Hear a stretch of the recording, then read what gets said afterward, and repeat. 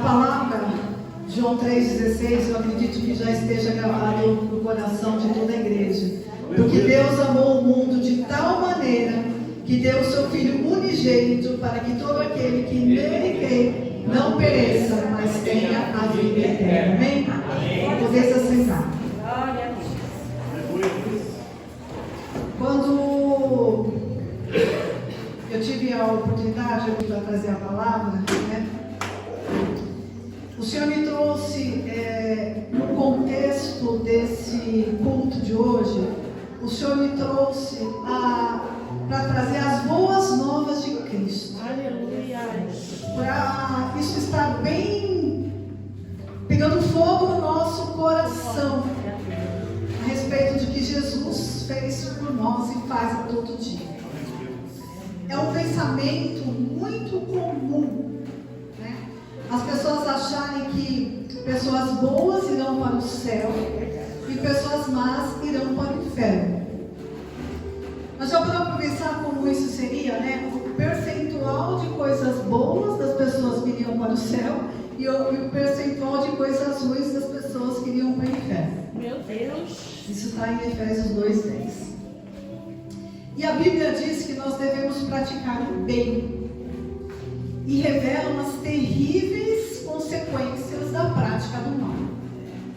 Porém, nos mostra que não são as nossas ações que determinam o nosso destino eterno. E por melhor que sejam as nossas atitudes, as nossas boas vontades, as nossas cestas básicas, as nossas ações para o nosso próximo, não existe salvação por conta delas. Verdade. E por incrível que isso possa parecer, isso é uma boa notícia. Isaías 64:6. Para entendermos melhor sobre isso, nós vamos analisar, fazer aqui uma analogia entre a vida e a morte. Deus, Ele é eterno, Ele é a fonte própria, Ele é a própria existência, né? E naturalmente Ele é a fonte de vida. Ele nos criou com a sua própria imagem, que desfrutavam de plena comunhão com Ele, ali no Éden, né? Ele nos criou a sua imagem e semelhança. Só que nós precisamos entender um pouco o que aconteceu ali no Éden. No Éden, Deus deixou claro ao homem que para que ele não experimentasse a morte, era preciso que ele tivesse obediência à sua palavra, né? E obediência ali através da sua bondade. Então, o que Deus queria? Deus fez um jardim cheio de frutos. E Ele disse assim, ó, este aqui vocês estão proibidos de comer, porque é o fruto do conhecimento do bem e do mal. E se eles comessem, eles morreriam. Está em Gênesis 2, 16 e 17. Então, como é que está escrito lá? Coma à vontade dos frutos de todas as árvores do jardim, exceto da árvore do conhecimento do bem e do mal. E se vocês comerem desse fruto, certamente morrerão. E infelizmente, o que Adão e Eva fizeram, eles desobedeceram. O homem desobedeceu esta lei específica de Deus. E ele foi expulso imediatamente da presença de Deus. O resultado imediato foi o quê? Foi a morte espiritual e, como consequência, a morte física. Em Gênesis 5, 4 e 5. Então a gente precisa entender que o que aconteceu no Éden, isso já foi pegado aqui mais de uma vez, que o que aconteceu no Éden é algo que nós trazemos conosco no nosso nascimento. Então, por que a morte existe? Porque o desejo do coração de Deus não era que morrêssemos, éramos que não passássemos pela morte, que tivéssemos a vida eterna. E por que a morte existe? Porque o homem pecou, separou-se de Deus e abandonou a única fonte de vida. Colossenses 1:21. A partir da queda, nós, descendentes de Adão, nascemos mal, pecadores e carentes de redenção. Isaías 53:6. Então, muitas vezes a gente ouve assim: nossa, que bebezinho lindo, que a gente acha que a criança nasce boa, nasce santa, nasce pura, e não nasce. E não nasce. Porque a nossa descendência é Adão e Eva, que estão destituídos da glória de Deus. Então, se nós somos descendentes daqueles que estão destituídos da glória de Deus, nascemos destituídos, nascemos separados de Deus, amém? Isso a gente precisa deixar muito pulsante dentro do nosso coração, não só para nós, mas porque nós ouvimos tanta bobagem aí fora, tanta falta de esclarecimento aí fora. Isso tem que estar, irmão, exalando nas nossas veias. Isso tem que ser o nosso suor, o nosso respirar. Primeiro que a gente encontre falando, a gente tem que ter maior carinho e dizer: não é assim. Não é assim que aconteceu. Não é assim que é a verdade. Isso não é verdade, isso é mentira. Aleluia. O homem está morto espiritualmente. Qualquer esforço para se aproximar de Deus, mesmo que por meio da religião, não resolverá o problema. O homem não tem capacidade nenhuma por si só de resolver esse problema, mulheres. Não há nada que o ser humano possa fazer para mudar isso, nem por si mesmo e nem pelos outros. Nenhum pagamento, promessa ou sacrifício pode reverter a sua morte espiritual. E aí a gente vê que está numa enrascada, né? Para que houvesse qualquer possibilidade de reconciliação entre Deus e os homens, era necessário que a intenção, a ação e a providência viesse de um Deus todo-poderoso, e não do homem. Só um Deus todo-poderoso, né, tinha que vir dele essa providência. Romanos 5:8. E a melhor notícia que o mundo já recebeu é que sim, Deus agiu em favor do homem. Aleluia! João 3:16-17 diz: porque Deus amou tanto ao mundo que deu seu Filho unigênito, para que todo aquele que nele crer não pereça, mas tenha a vida eterna. 17. Deus enviou o seu Filho ao mundo, não para condenar o mundo, mas para salvá-lo por meio dele. Aleluia! Aleluia! Glórias a Deus! Aleluia! De acordo com a Bíblia, a nossa salvação é realizada única e exclusivamente pela obra salvadora de Jesus Cristo. Hebreus 7:25. Sendo um Deus, Jesus se fez homem e foi tudo semelhante a nós, com exceção do pecado. Em sua perfeita natureza humana, Jesus teve sentimentos, dores, fome, sede, angústia e morte. Lucas 12:50. E olha isso. Uma vez que a morte é uma consequência do pecado e Jesus não tinha pecado, o que aconteceu nessa morte? Essa morte ela foi substitutiva. Essa morte substituiu, tirou os pecados de nós. E o Senhor morreu para matar os nossos pecados. Jesus tomou o nosso lugar e carregou os nossos pecados. Aleluia. Então, a injustiça feita a Ele tornou-se a nossa justiça. 2 Coríntios 5:21. Da mesma forma que Adão era o representante da humanidade quando pecou, Aleluia. Jesus Cristo nos representou diante do Pai quando ofertou a sua vida em nosso favor. Está em Romanos 5, 15, 18 e 19. Além disso, a natureza divina de Cristo, apesar de imortal, tem um papel essencial em nossa redenção a todos os seres humanos. Então, Jesus Cristo é o nosso verdadeiro, único e suficiente Redentor e Salvador. É o único mediador entre Deus e os homens. Atos 4:12. É o único nome dado entre os homens pelo qual podemos ser salvos. Amém? Jesus Cristo foi o único que viveu sem pecado e tendo morrido sem culpa, ele ressuscitou fisicamente dentre os mortos. Depois disso, ele subiu aos céus, está sentado à direita de Deus Pai e retornará no futuro para julgar a humanidade. Aleluia.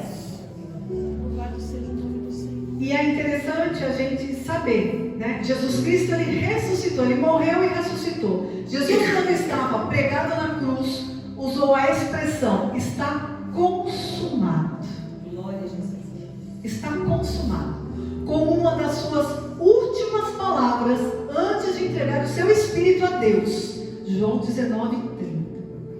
E o que significa isso? Significa que aquela tarefa extraordinária, maravilhosa que Deus Pai colocou na mão dele, por mais que tenha sido para o homem inexplicável, incomparável, ele cumpriu. Do início ao fim, ele cumpriu. Ele foi cuspido, ele foi desgarrado, ele foi furado, mas ele cumpriu. Por amor de mim e por amor de você. Glórias a Deus. Quando nós aceitamos a Jesus, já não há mais condenação, pois toda a dívida de sangue foi liquidada por meio de Jesus quando se sacrificou por nós. Irmãos, só esse versículo, Romanos 8, de 1 a 2, já faz com que você tenha uma fé tão extraordinária, tão gigantesca, para não olhar para nenhuma circunstância da vida e olhar somente para Jesus Cristo. Aleluia. Amém? Aleluia. Glórias a Deus. Glória a Deus, aleluia. Aleluia. Por essa razão é que nós somos salvos. Não somos salvos pelo que fazemos, não é? Nós somos salvos pelo que Jesus Cristo fez. Efésios 2, de 8 a 10. Glórias a Deus. Nada vem de nós. Tudo veio de Deus. Nada vem de nós. E o que é que nós vimos até agora? Nós vimos que Adão e Eva, quando pecaram, ele resultou na destruição de toda a humanidade. Então toda a humanidade ela foi destituída da glória de Deus. Então quando nós nascemos, nós somos descendentes de Adão e Eva. Nascemos mortos espiritualmente. Nenhum pagamento, promessa, sacrifício pode reverter a tua vida espiritual. E para que houvesse reconciliação entre Deus e o homem, era necessário que a providência viesse do próprio Deus. Glórias a Deus. É a melhor notícia que o mundo já recebeu. E que sim, Deus agiu em favor do homem. Amou ao mundo de tal maneira que enviou seu Filho unigênito, para todo aquele que nele crê não pereça, mas tenha a vida eterna. Quando Jesus foi morto, ele não tinha pecado. A sua morte foi substitutiva. Ele morreu pelo meu e pelo teu pecado. Morreu ao terceiro dia. E sim, consumou tudo aquilo que estava em tuas mãos para ser realizado. Jesus Cristo é o único mediador entre Deus e os homens. É o único nome dado entre os homens pelo qual podemos ser salvos. Para ter acesso a Jesus arrependimento, a mudança de rota. Glória a Jesus. Aleluia. E aí nós teremos um novo nascimento. Tudo bem, Jesus foi, Ele morreu por nós, mas e agora, qual é o nosso papel? O que nós temos que fazer? Né? Diante de uma extraordinária obra de Deus. Nós somos salvos pela graça em Cristo Jesus, por meio da fé. Pelo sangue derramado na cruz, que custou um altíssimo preço, que nós nunca conseguiremos mensurar. O nosso papel é simplesmente entregar a Jesus o que foi comprado por Ele. Esse é o nosso papel. Nós somos comprados por Ele. Então nós temos que entregar a nossa vida a Ele. Glória a Jesus. Tito 2,14. Glórias a Deus. E como que isso acontece? Isso acontece através de um verdadeiro arrependimento. Não é sobre emoção, não é sobre sentimento, né? O verdadeiro arrependimento, aleluia, glórias a Deus, é reconhecer como nós somos podres, reconhecer os nossos pratos de imundícia diante de um Deus santo, poderoso, soberano, justo, fiel, verdadeiro, que entregou a sua vida por nós. Em Romanos 10, 9 e 10 diz: se você declara com a sua boca que Jesus é o Senhor e crer em seu coração que Deus o ressuscitou dos mortos, será salvo. 10. Pois é crendo de coração que você é declarado justo e é declarado com a boca que você é salvo. Então, irmãos, nós temos que ter uma mudança de rota. O verdadeiro arrependimento por tudo aquilo que o Senhor fez para nós. É um processo, o verdadeiro arrependimento é um processo de mudança de coração, de mente, que envolve nos afastarmos do pecado, envolve nos afastarmos, tirarmos toda a sujeira, tudo aquilo que é errado. É um ato de fé em Jesus Cristo que é motivado pelo amor a Deus e pelo desejo de obedecer aos seus mandamentos. E nem isso é nosso, porque não pensem que nós temos como nos arrependermos. Isso é a obra do Espírito Santo de Deus. É o Espírito Santo de Deus que nos traz o verdadeiro arrependimento. O Senhor me colocou aqui na mente, quando eu conhecia Jesus, estava no primeiro amor, eu estava com a minha irmã em casa de visita e uma vizinha ligou e ela falou assim: fala que eu não estou. E eu com o telefone na mão falei: olha, fulano, ela não está. Amém. Irmãos, eu comecei a me tremer dos pés à cabeça. Eu comecei a chorar de uma forma tão copiosa. E eu pedi para as pessoas que estavam ali: gente, por favor. E eu peguei na mão, pedi para as pessoas darem as mãos e fiz uma oração. Mas a minha oração era um choro tão copioso. E eu pedi perdão para o Senhor por eu ter mentido ali naquele momento. Então, a gente não pode dizer que isso é nosso, gente. Era como se alguém tivesse morrido naquele instante. Era algo tão sofredor, Eu falei: Senhor, nunca mais eu quero mentir. Nunca mais eu quero mentir. Então é por isso que a gente fala: não é nosso. Porque ali no meio de ímpio, né?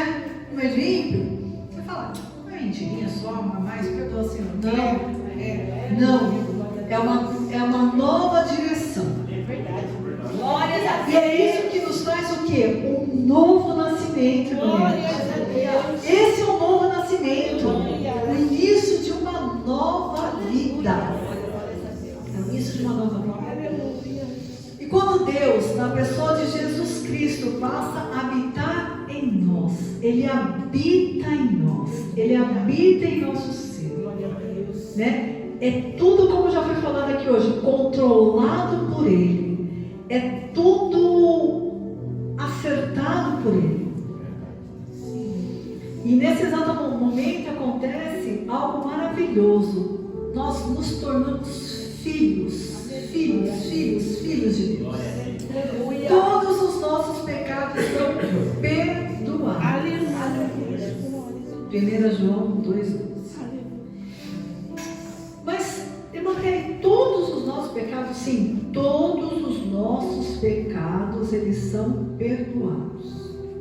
Do mais antigo ao mais recente, do mais simples ao mais grave.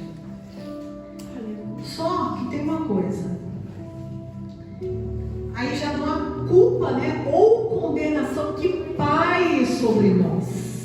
Nós estamos ali libertos dessa condenação de Satanás e seus demônios, pois somos libertos pelo precioso sangue de Cristo. E não somos mais escravos do pecado. Hebreus 10, de 14 a 18. Só que isso tem que ficar bem claro no nosso coração, que isso não é uma licença para nós pecarmos contra Deus. Pelo contrário, uma vez que os nossos olhos foram abertos, o pecado se tornou algo ainda mais grave em nossas vidas. E eu peço que os irmãos abram em 2 Pedro. Está lá no final da Bíblia, perto de Apocalipse. E Apocalipse, João e vem Pedro. 2 Pedro 2. Nós vamos ler o verso 20 e 22. Do 20 ao 22. Amém, igreja? Amém. Diz assim a palavra do Senhor. Porquanto, se depois de terem escapado das corrupções no mundo, pelo conhecimento do Senhor e Salvador Jesus Cristo, forem outra vez envolvidos nelas e vencidos, tornou-se-lhes o último estado pior do que o primeiro.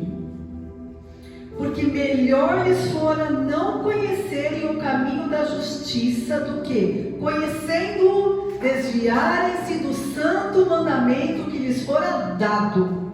Deste modo, sobreveio-lhes o que por um verdadeiro provérbio se diz: o cão voltou ao seu próprio vômito e a porca lavada ao espojadouro de lama. Então, recebemos toda essa dádiva do Senhor Jesus. Somos limpos, não somos mais escravos do pecado. Quando nós pecamos, o Espírito Santo que mora em nossas vidas, ele nos traz o verdadeiro arrependimento. Nós temos que nos arrepender. Mas nós precisamos tomar cuidado, porque quando essa palavra chega no nosso coração, a gente fala: eu já ouvi. Uma vez salvo, salvo para sempre. E é isso que é pregado, irmãos, aí fora. Uma vez salvo, salvo para sempre. E a palavra nos diz ao contrário, que se nós nos sujamos com a imundícia do pecado, nós estamos rolando no nosso próprio vômito, como um cão. Meu Deus. Infelizmente, a verdade é que mesmo após a conversão, não deixamos de pecar totalmente. 1 João 1, de 8 a 10. É preciso vencer essa luta diária, meu amigo. É uma luta diária contra a vontade da nossa carne, que permanece inclinada ao pecado. A nossa carne é inclinada. É uma luta, irmãos. É uma luta. Você quer orar? A tua carne não quer. Você quer ler a palavra? A tua carne não quer. Ela não quer. E ela luta. Ela luta. A gente sente um negócio. Ela chega a tremer. Chega a tremer. Mesmo que o pecado ocorra, né? Como já foi falado, o Espírito Santo nos conduzirá ao arrependimento. João 16:1. Glória a Jesus. Para confessarmos esse pecado diante de Deus, que é fiel e justo, para perdoar os nossos pecados e nos purificar de toda injustiça. 1 João 1:9. E para finalizar, irmã Marcela, nós alcançamos, através de tudo isso que foi realizado, a vida eterna. Não é um sonho, é a palavra de Deus. Nós somos eternamente vivificados pelo que Deus com o amor dele, amou o mundo de tal maneira que entregou o seu Filho unigênito para todo aquele que nele crê não pereça, mas tenha a vida eterna. Somos libertos. Além dessa libertação, o novo nascimento também representa o início, dessa vida eterna. É algo tão extraordinário que a gente deveria, da vontade não, a gente deveria bater de porta em porta, por onde andamos, por onde passamos, e chacoalhar as pessoas, falar assim: vocês precisam conhecer as boas novas de Jesus Cristo. Vocês precisam conhecer, vocês não podem ficar de fora dessa. Porque a pessoa está lá e muitas vezes nós estamos lá olhando para os nossos problemas, pela nossa situação, pelo aquilo que estamos passando. É normal, aquilo ela dá uma turbulência na nossa cabeça, dá uma turbulência na nossa vida. Às vezes a gente quer fazer tudo com a nossa força, com o nosso braço. Mas não, nós temos que lembrar no nosso coração, deixar gravado no nosso coração. Tudo isso é passageiro, irmão. Tudo isso é passageiro, irmão Osmar. É tudo passageiro. Porque para nós está reservado a vida eterna. Glória a Deus, aleluia. E a palavra diz: pois ainda que venhamos a enfrentar a morte física, temos a certeza da ressurreição. Assim estaremos com o Senhor para sempre. E não há nada que possamos experimentar em vida que se compare ao que nos aguarda na eternidade. 2 Coríntios 12:4.